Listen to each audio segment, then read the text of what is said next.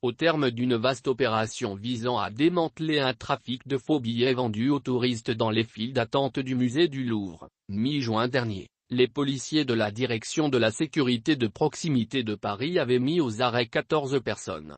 Selon les médias français, les premiers à relayer cette information, l'essentiel de la bande de malfrats étaient des Gabonais. Il n'en est rien en vérité.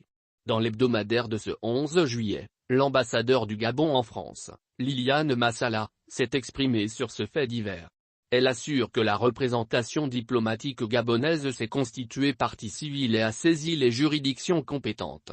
Si jusqu'alors la chancellerie gabonaise ne s'était pas prononcée sur cette affaire, la diplomate explique qu'avant toute communication, il fallait s'assurer de la crédibilité de ces informations et surtout attendre la phase de vérification opérée par les services compétents.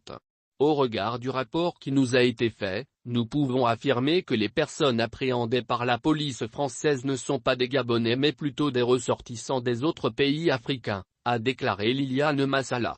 Face à cette situation, la diplomate rappelle que la nationalité gabonaise est usurpée, notamment pour la commission d'actes délictueux. C'est une atteinte grave à l'image, la réputation, l'honneur et la dignité des Gabonais pour lesquels l'ambassade a un devoir de protection et de défense de leurs intérêts. C'est pourquoi, elle se joindra à la procédure en qualité de partie civile pour laver le Gabon de tout soupçon et obtenir réparation du préjudice causé par les auteurs de cette infraction, a fait comprendre la diplomate. À la vérification et au recoupement par la rédaction de notamment auprès de l'unité de communication et de synthèse de la direction parisienne de la lutte contre l'immigration, les coupables de ce forfait étaient plutôt des Ouest-Africains se faisant passer pour des Gabonais. Au final, aucun ressortissant du pays de Pierre-Emerick Aubameyang, de Bruin Aubin Moubamba ou de Luc Banza n'était impliqué dans le trafic démantelé.